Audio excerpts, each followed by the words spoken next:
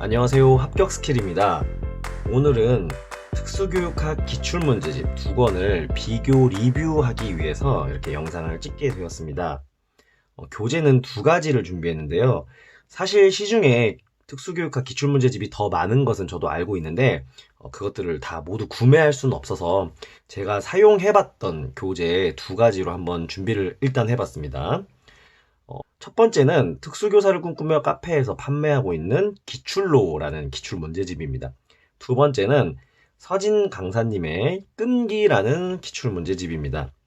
그럼 가격부터 말씀드리면은 가격 같은 경우에는 기출로는 이렇게 3권, 3권에 75,000원이고요. 그 다음에 끈기는 이렇게 상권 세트만 45,000원, 그 다음에 하권 세트도 따로 있는데 그것도 45,000원이어서 결국에는 이제 9만원. 근데 또 인터넷으로 할인 받으면은 81,000원 정도 하더라고요. 그래서 75,000원 대 81,000원 이렇게 생각하시면 좋겠고, 크기도 말씀드리면 끈기 같은 경우에는 A4 사이즈랑 똑같고요. 그 다음에 기출로는 둘을 비교해 봤을 때 이 정도 크기 차이가 난다는 점 말씀드릴 수 있겠고, 그 다음에 쪽수를 보면은 기출로 같은 경우에는 한 권당 450페이지에서 500페이지 정도가 된다는 거. 그러면 한 1500페이지 정도 되겠죠. 그 다음에 끈기 같은 경우에는 상권 세트에서 문제편만 보면 560페이지 정도. 그 다음에 해설편은 860페이지. 그래서 합하면 1400페이지인데 학원 세트까지 합하면 한 2800 정도는 되지 않을까 그렇게 예상을 해봅니다. 그리고 2 교재는 모두 제가 개인적인 돈을 들여서 샀기 때문에 솔직하게 리뷰를 하도록 하겠습니다. 그럼 본격적으로 기출로 기출문제집부터 한번 이제 심층 탐구를 한번 해보겠습니다. 그래서 첫 페이지를 펴면은 이렇게 영역별로 목차 빈출도를 정리를 해놨는데 지적장애, 그 다음에 학습장애, 뭐 이렇게 자폐 해서 이 한 권의 영역에 속하는 빈출도를 앞에서 정리를 해놨고요. 자세히 또 이제 들어가면은 해당 영역이 또 여러 소영역과 하위 영역, 하위 개념으로 나뉘잖아요. 그러면 그 부분들을 이렇게 잘 이렇게 목차식으로 정리를 해놨고, 시험에 출제된 부분들은 이렇게 시험 연도와 횟수를 한눈에 볼 수 있도록 정리를 해놨습니다. 보이시죠? 그래서 이제 살짝 여기서 팁을 드리자면, 공부할 때 예를 들어서 지적장애 특성 같은 경우에서도 이런 개념들이 다뤄지지만 시험에서는 어디가 잘 나옵니까? 지금 보면은 선택적 주의 집중이랑 학습된 무기력 극복 방안 이런 부분들이 많이 나오잖아요. 그럼 이런 부분 위주로 공부를 하면 더 효율적으로 공부를 하실 수 있겠죠. 그러면 이제 세부적으로 각 장애 영역이 어떻게 구성되어 있는지 한번 보도록 하겠습니다. 저는 자폐를 좋아해서 자폐 스펙트럼 장애 쪽으로 먼저 볼게요. 보면은 먼저 자폐에서도 소영역별로 이론을 정리를 해놨고, 그리고 그 안에서도 하위 개념별로 정리를 따로 해줬습니다. 그래서 이론별로 구분이 되고요. 저는 이 교재에서 참 가장 마음에 드는 점이 이 부분이거든요.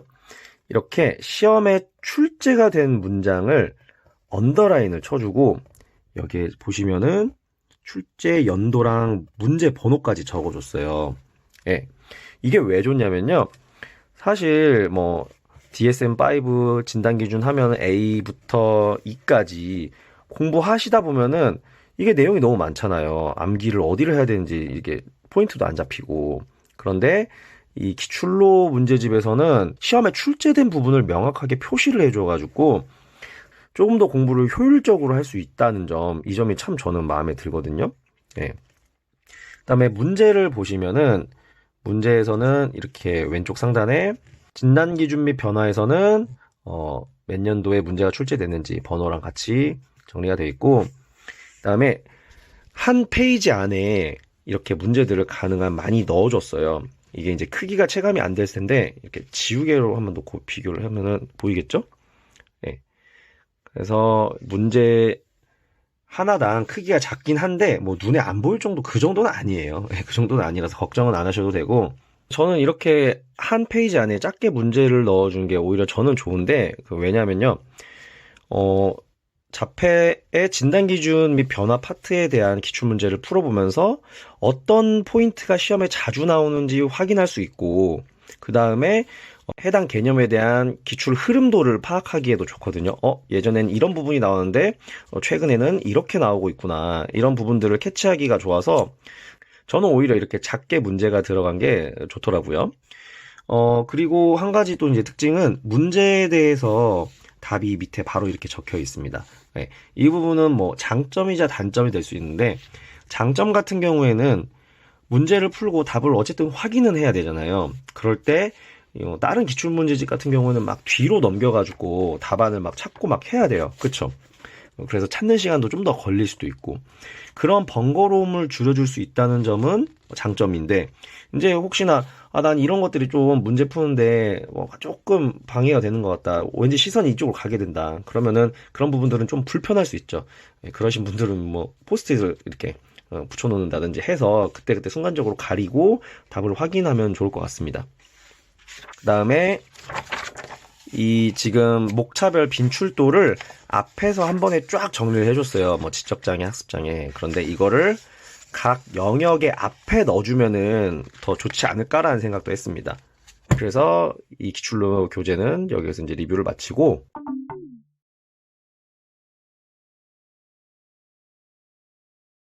그 다음으로는 끈기 기출문제집을 리뷰해 보도록 하겠습니다.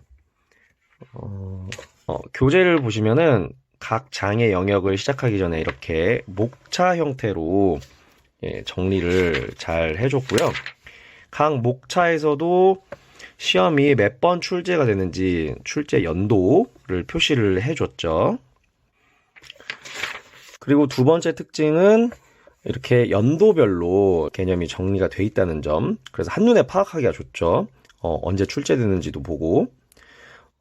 그래서 여기서 또 한 가지 뭐 팁을 드리자면은, 우리가 시험 말에 가까울수록 어떤 개념이 올해는 나올 수 있을까 이런 생각 많이 하잖아요. 그랬을 때 이런 거 보면 도움이 많이 되거든요. 왜냐면은 17년도에 불연속 시행훈련 DTT가 중에서 나왔으면 그 다음 연도에 중에서 나오긴 조금 어렵거든요. 그러면 초등이나 유아 선생님들은 그거에 대비를 해놨다면은 딱 예상해서 맞출 수가 있었겠죠. 이런 식으로 해당 개념은 과목에 따라서 뭐 유아, 초등, 중등에 따라서 이렇게 건너뛰어서 나오는 경우가 많으니까 이렇게 연도별로 정리해 놓은 표를 또 보조 지표로 삼아주면은 좋습니다. 그럼 구체적으로 문제도 같이 한번 살펴볼게요. 문제는 장애 영역 내에서도 소주제별로, 이번에는 정이죠, 여기서는. 그래서 소주제별로 문제를 실어놨고요. 이렇게 실어놨고,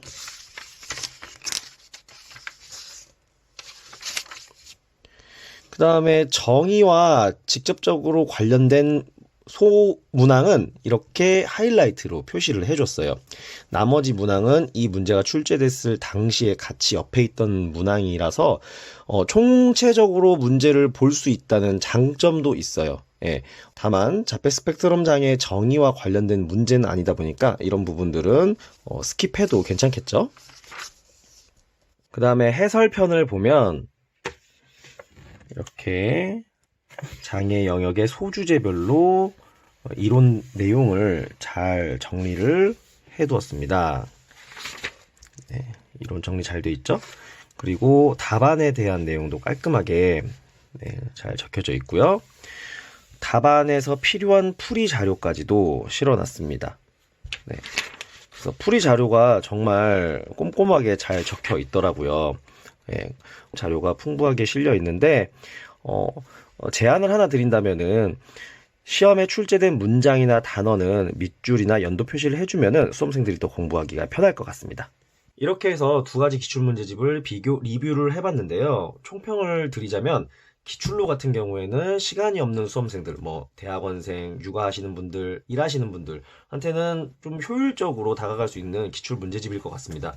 왜냐하면은 시험에 출제된 문장에 하이라이트 쳐주고 연도 표시도 해줬거든요. 그래서 이 많은 문장 중에서도 내가 무엇을 더 집중하고 암기해야 되는지 캐치하기가 빠르고요. 그 다음에 기출 문제 같은 경우도 한 페이지 안에 들어가 있기 때문에 흐름을 한눈에 파악하고 답도 바로바로 확인할 수 있다는 점은 시간을 아끼는 데 도움이 될 것 같습니다. 그리고 끈기 같은 경우에는 풍부한 자료를 바탕으로 안정성 있게 공부하고 싶은 분들한테는 좋을 것 같습니다. 아까 전에 해설 자료에서 보여드렸듯이 관련 이론이랑 풀이 자료들이 정말 풍부하게 많이 들어가 있거든요. 예. 그래서 수험서를 따로 다시 확인하지 않아도 될 정도의 그런 분량이기 때문에 나는 폭넓게 다시 보고 싶다 그러면은 끈기도 정말 좋은 교재가 될 것 같습니다.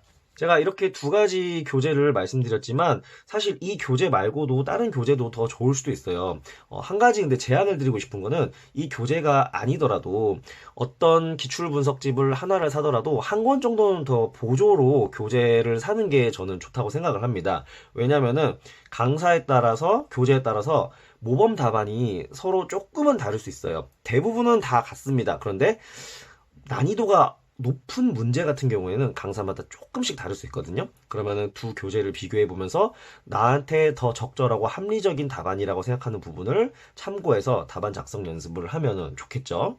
그러면 이렇게 기출문제집 리뷰 영상도 찍었으니까 제가 또 기출문제집을 활용한 기출 분석 방법도 안내해 드리면 좋을 것 같아서 또 영상을 하나 찍어보면 지금 이 시기 1월에서 3월 같은 경우에는 사실 기출 풀이만 해도 괜찮은 단계거든요. 사실 기출 분석은 기출 풀이부터 지문 분석, 그 다음에 추론 및 예상, 과정이라는 어떤 세 가지의 단계로 저는 나뉜다고 생각을 해요. 그랬을 때 지금 1월부터 3월은 기출 풀이에만 초점을 맞춰서 설명을 드리자면은 공부를 하기 전이나 강의를 하기 전에 기출 문제부터 먼저 살펴보세요. 문제를 정확하게 못 풀어도 상관이 없습니다. 그거 지금 푸는 게 목적이 아니거든요. 예습의 느낌인 거니까. 그래서 기출 문제를 이렇게 풀어보면서 시험에서 어떤 부분이 나오는구나 그냥 이 정도만 짐작을 하면 됩니다. 어떤 개념이 많이 나오고 그 개념 내에서도 어떤 하위 포인트가 시험에 나오는지를 캐치해서 내가 보고 있는 기본 교재에다가 표시를 해놓으면 됩니다. 그러면 강의를 들으면서나 또는 공부를 할 때 그 부분을 더 중점적으로 공부를 할 수가 있겠죠. 예, 그렇게 활용을 하시면 되고 그 다음에 공부를 마치고 나서는 이제 복습 용도로 기출문제를 진지하게 풀어보는 거예요. 예습에서는 기출문제 한 5분, 10분 정도면 한번 가볍게 살펴볼 수 있거든요. 왜냐면 그때는 진지하게 푸는 게 아니니까. 근데 복습에서는 안 보고, 답을 안 보고 한번 적어보고 그 다음에 강사의 모범 답안이랑 이제 비교를 해보는 거죠. 그래서 내가 핀트가 어긋났는지 해설지를 보면서 해답을 보면서 파악을 해야 되고 그 다음에 혹시나 정말 중요한 키워드가 누락된 게 있는지 문장 구조가 괜찮은지 이런 것들을 비교해 보면서 다시 확인하고 안 보고 다시 한번 작성해 보는 겁니다. 예. 그래서 연습장에 써보면 참 좋을 것 같아요. 그냥 이 문제지에다가 바로 답을 써버리면 나중에 다시 볼 때 답부터 보니까 좀 뭔가 아쉬울 수 있잖아요. 그래서 연습장에 답을 1차적으로 그 다음에 모범 답안이랑 비교해서 2차적으로 적어보는 과정으로 이렇게 기출문제를 풀이를 해보시면 이 시기에는 이걸로도 괜찮습니다. 지문 분석에 대한 것은 제가 다음에 컨텐츠로 꼭 만들어 보도록 하겠습니다. 네, 그래서 이렇게 오늘 리뷰 영상과 기출 분석 방법에 대해서 간단하게 다뤄봤습니다. 그러면 다음 컨텐츠에서 또 만나요.